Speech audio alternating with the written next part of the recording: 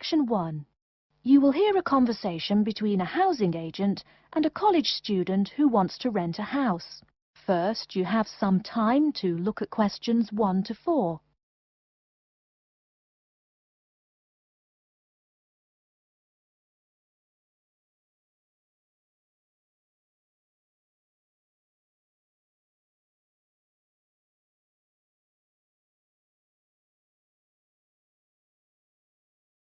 You will see that there is an example which has been done for you. On this occasion only, the conversation relating to this will be played first. Good afternoon and welcome to Habitat Hunters. You must be Joseph. Yes, that's right. You said on the phone that I could come by at 2 o'clock. Sorry, I'm a little early. Oh, no problem at all. In Calgary's market, you have to move fast if you want a good apartment. Actually, I'd settle for almost anything. I've been here 10 days and the hotel is ruining me. My father has me on a strict budget. Sit right down here now, sir. Let's talk a little about the places before we go have a look. Now, we have 4 apartments available. Okay. Could you tell me more about those 4 apartments? Sure. The first one is on Beetle Road, just a block off campus. It's a 3-bedroom with a bathroom and a living room and a great Italian restaurant right next to it. The agent says that the first apartment is a 3-bedroom apartment with a great Italian restaurant right next to it. So, restaurant has been written in the space. Now we shall begin. You should answer the questions as you listen, because you will not hear the recording a second time. Listen carefully and answer questions 1 to 4. Good afternoon and welcome to Habitat Hunters. You must be Joseph. Yes, that's right. You said on the phone that I could come by at 2 o'clock. Sorry, I'm a little early. Oh, no problem at all. In Calgary's market, you have to move fast if you want a good apartment. Actually, I'd settle for almost anything.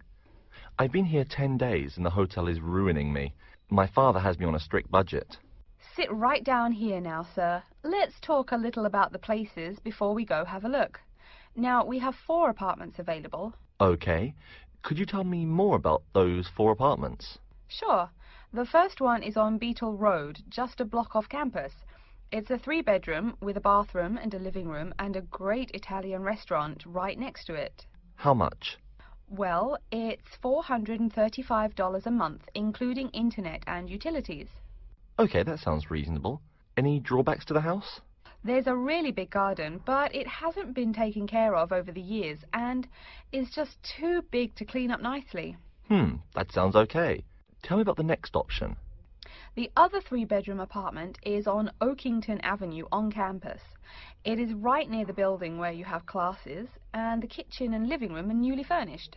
Wow, that sounds like a pretty good option. Well, it is a cool apartment, but since it's a dormitory, the living room, bathroom, kitchen and washing machine are all shared. It would be nice not to have to buy living room furniture, though. And how much is this one? $400 per month for a bedroom with an air conditioner. For a bedroom without an air conditioner, you would pay less, $340 for it. Yikes. Even with the air conditioner, it sounds really inconvenient to have to share facilities. I'll never cook if I have to walk down the hall to use the kitchen. Yeah, that's true. Before you hear the rest of the conversation, you have some time to look at questions 5 to 10.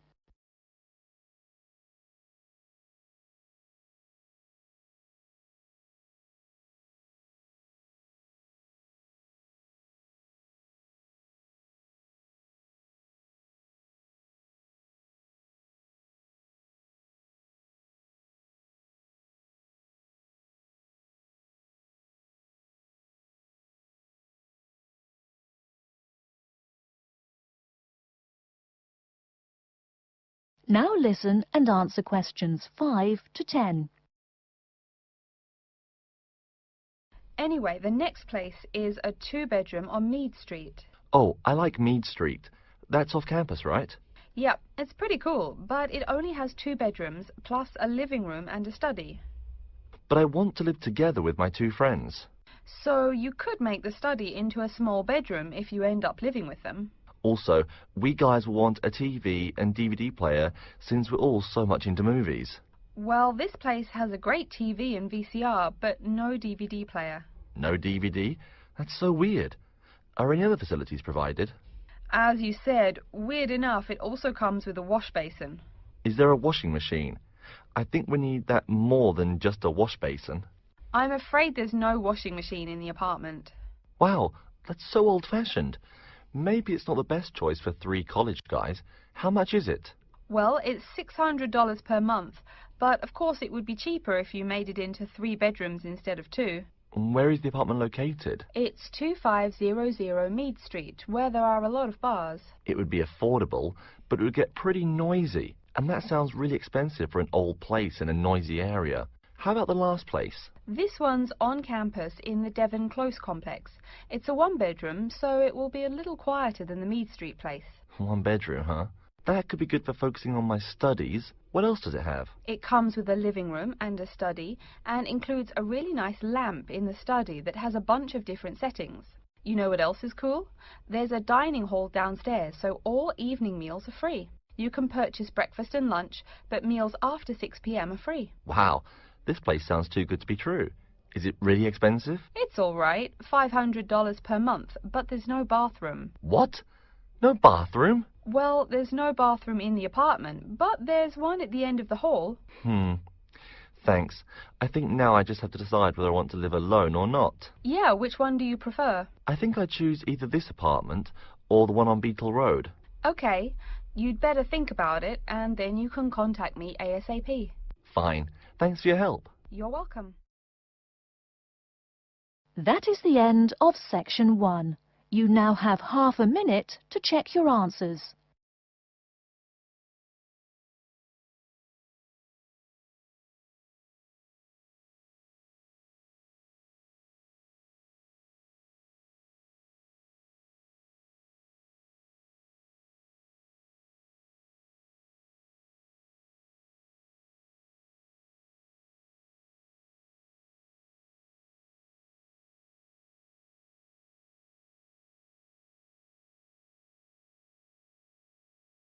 Now turn to section 2. Section 2. You'll hear a talk about the waste collection in Baltimore. First, you have some time to look at questions 11 to 15.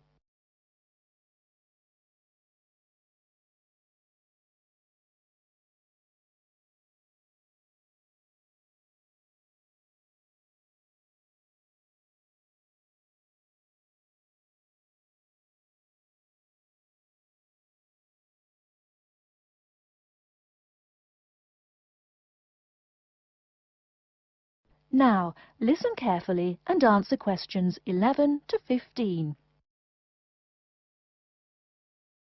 Hi folks, my name is Loretta Johnston, and I'm here from the Baltimore Department of Public Waste. Thank you for coming out to our community meeting tonight. I've got a few words to say about the waste collection here in Baltimore. First, there's the sorted collection bins themselves. They're made of sturdy, solid material, so none of your trash can seep out or puncture the bin. Also, since these things sit out on the curb overnight, rain or shine, they have to be waterproof. We can't have water getting up in it and filling up the bin. Remember to pay attention to which bin is which, and sort your waste accordingly. You should have a blue or green bin for recyclable garbage, a yellow bin for unrecyclable garbage, and a red bin for toxic waste. Our citywide waste management is divided into 2 services. The first is commercial waste collection, or trash collection from buildings. The majority of building waste is paper, which goes in the blue or green bins. You'll notice in your office buildings there are signs that warn you not to overfill these bins. All that paper adds up, and an overflowing bin is infinitely harder for collectors to carry to the truck and empty. Aside from paper, another large source of building waste is metals.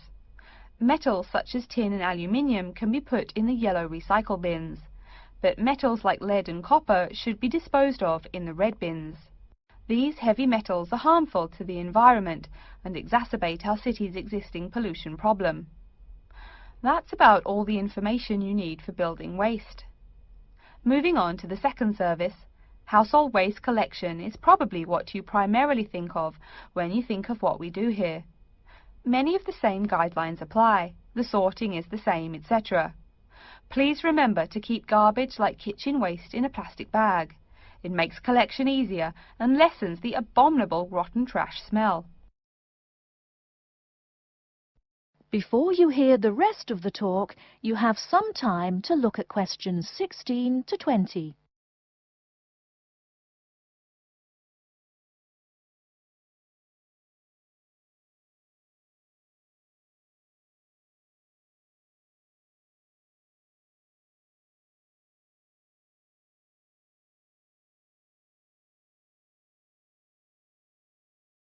Now listen and answer questions 16 to 20. So, after we take your trash away, what happens to it? We take all the garbage to one of a number of garbage disposal plants, each of which is located in the middle of an open space of some sort. No one wants to have their home or office right next door to a waste disposal plant, right? Waste is collected and then disposed of once every 4 weeks. A lot of trash can build up in that time, so we're in the process of developing a plan to fund collection more frequently. Ideally, it would be collected weekly, but we will likely have to settle for bi-weekly. The garbage trucks make their rounds to clear the bins at night in order to avoid traffic. I'm sure you've seen how much waste your own household produces in a given week. Now imagine all the trash produced by all the households in Baltimore. It's a lot, right? It may surprise you that this amount is only marginal compared to commercial waste. Yep, the main waste producers are actually businesses, industrial facilities, retail and offices. Hard to believe humans produce that much waste, right? No wonder we have pollution problems. Anyway, after all incoming waste is sorted, recyclables are sent to a recycling plant, while garbage and toxic waste are transported to their respective areas of the plant for treatment. Items such as stones, which should not be disposed of in our bins, are separated out and discarded. Once the trash has undergone the treatment process, it is compacted and disposed of with all the other trash. And finally, when the landfill space is full, it is buried deep underground, and in time, something new is built on the land. That's everything about waste collection. Thank you for listening. Are there any questions?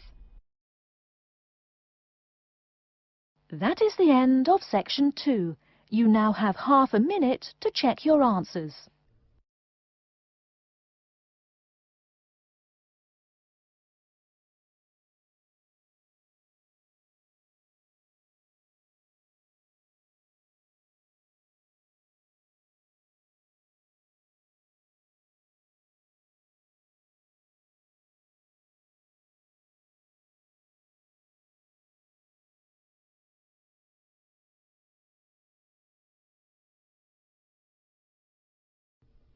Now turn to section 3.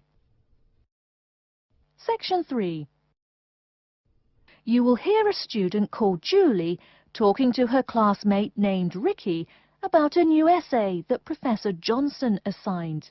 First, you have some time to look at questions 21 to 24.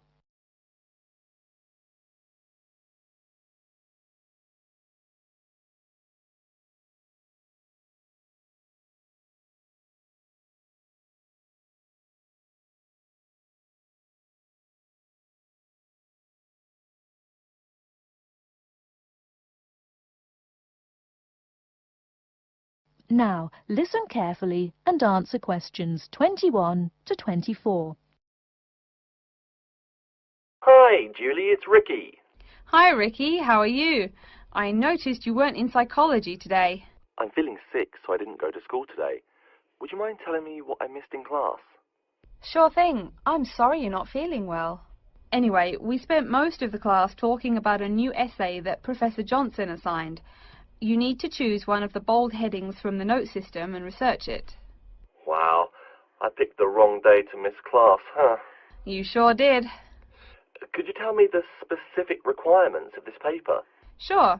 You need to find scientific research that supports your claim as one of your references. It can be from some of the case studies we discussed in class, or you can find your own. Or even better, you can conduct your own research. I'm sure that would get you an A. Have you decided what you're going to do yet? Also, where are you getting your references? Yeah, I'm going to research facial recognition by infants. I've already found a few experiments in scientific journals. That would probably be a good start for you. There are tons of journals in the library. Great idea, thanks. I'm considering writing my essay on the effects of one of the psychotropic drugs we talked about in class. I'm sure there is lots of stuff about it on the internet. Are we allowed to use information from the internet? Sure, you can use that as long as it's not your main source for information. You'll probably want to cite some of the experiments we went over. Good idea, thanks. I'm going to try to find some information from a bunch of different sources. Before you hear the rest of the talk, you have some time to look at questions 25 to 30.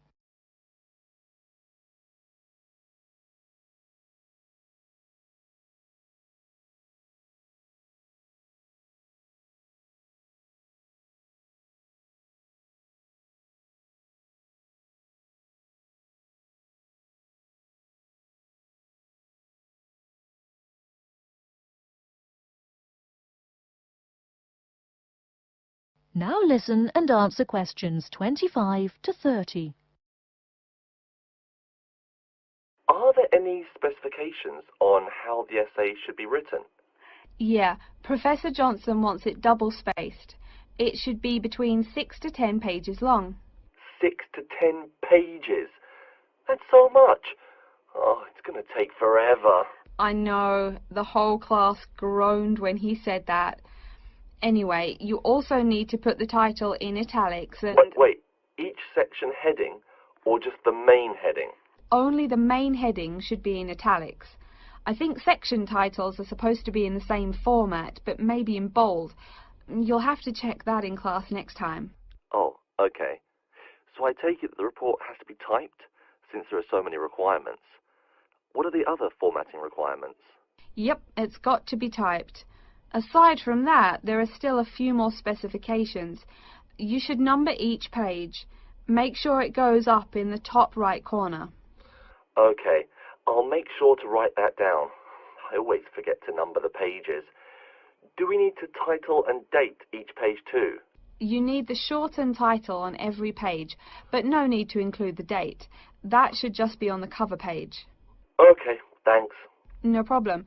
Also, make sure the margins are 3.25 pixels wide. What?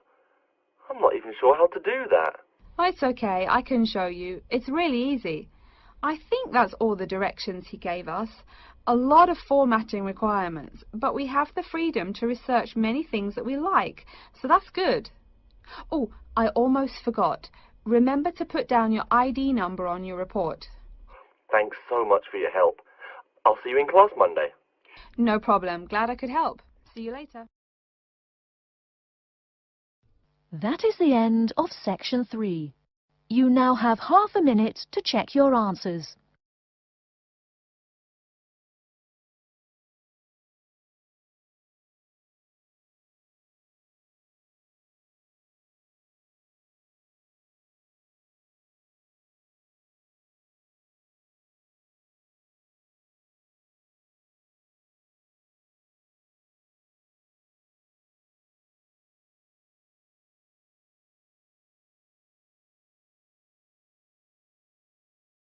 Now turn to section 4.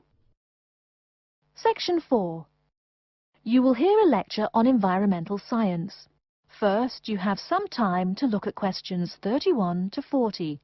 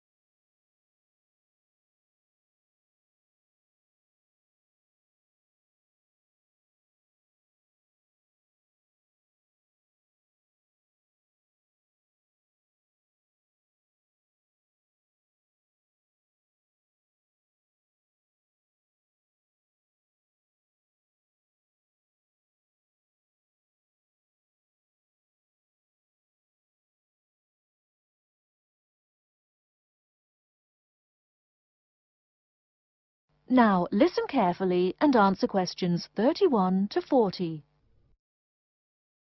Good morning and welcome to yet another lecture in environmental science. I don't think I'm telling you a secret when I mention that water is a big worry here in Australia. The stuff is scarce. Perhaps that's why we drink so much beer, eh? Seriously though, a safe and reliable source of water is one of the great concerns of people everywhere. Moreover, as the world population grows, the pressure on existing water supplies grows greater and greater. Think about it. Our economic system demands that there be more and more consumers. The growing number of people has been tied to climate change, including droughts. So more people means less water. But our economic system demands a high birth rate. Forget about oil. Soon enough you will see wars for water. Mark my words. But today I'm going to confine my remarks to Australia. As noted already, here down under the water supply is extremely scarce. The only drier continent is Antarctica, and remember, no one really lives there anyway. Moreover, in recent years, the wind patterns have changed. Rain that used to fall on the country now falls out to sea hundreds of miles to the south. Now, when I speak of people needing water, most of you probably think of drinking. Certainly everyone needs water for drinking, but surprising as it may sound, drinking is not anywhere near being the main use for water. Most water is actually used for washing. When you take a shower, you probably use well over 100 litres of water. Every time you flush your toilet, that's about 8 litres, but most people drink no more than 2 litres or so per day. So, where to get water? It could be obtained from rainwater, but often rainfall consists of other harmful pollutants that evaporated with the water. In fact, acid rain, an intense example of this, causes harmful effects on the wildlife of the habitat on which it falls. Water from underground could also be used, though it is more difficult to contain and often must go through an extensive cleansing process. The purest water is found in rivers, creeks, lakes and dams. And, sad to say, Australia has precious few of these. Really, how many of your hometowns have rivers? Year-round rivers, I mean. The soil tends to be sandy, so water soaks into the ground. Many places are rocky too, so 87% of the rainfall is lost to evaporation. That's almost twice the evaporation rate in my native Canada. Speaking of rain, we already heard how rainfall is diminishing here in Oceania.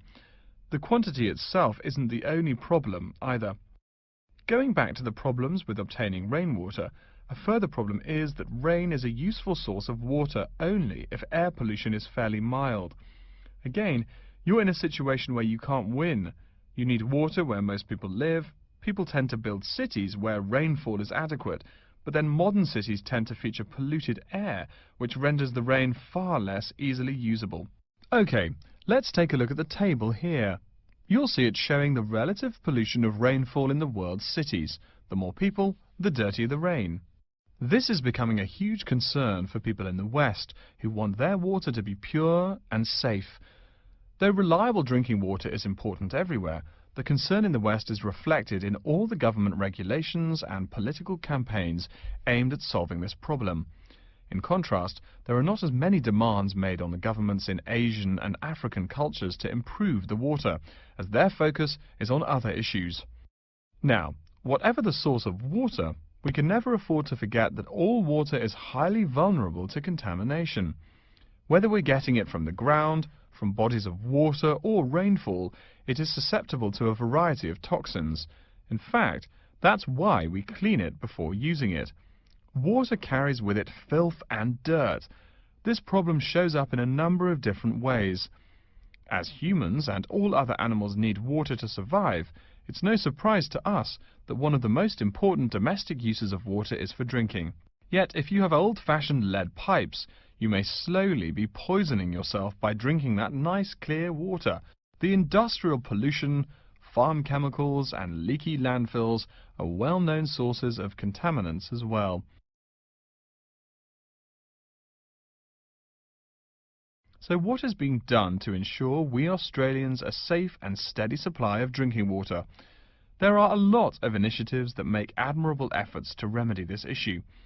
We'll be talking about this when we meet again on Thursday, but as a preview, I can tell you that so far the amount of real solutions that have been produced is not nearly adequate. Traditionally, we've been very free in this country. That means that every person and every province tend to go its own way. So the mechanisms for water management are, in a word, insufficient. To begin seeing how this is so, I want you to read something before our next class. Though a lot of previous data on water usage and water management are inconclusive and have thus caused quite a concern, we can learn a lot from the contents of reports written on the subject. The basis for the government's water policy is the 1989 White Paper reporting on water use, present and future. If you compare the numbers offered in the paper with those in the text, you'll find that the report is rather untrustworthy. Truth being told, I'm being too kind when I say that. That is the end of section 4. You now have half a minute to check your answers.